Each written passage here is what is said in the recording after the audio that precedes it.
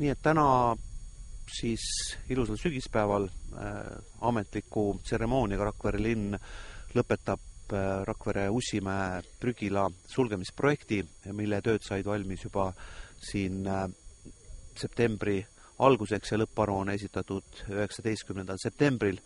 Sellega Rakvere linn saab likvideeritud väga olulise saasteohuallika linna lähiümbruses ja linlased võidavad tagasi ilusa tulevikus usutavasti ka aktiivses kasutuses oleva roheala.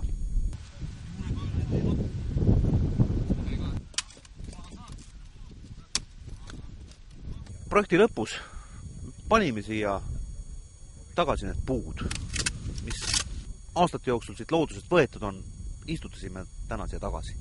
Sümboolsed noored puud, las kasvavad ja näitavad seda, et me hoolime loodusest.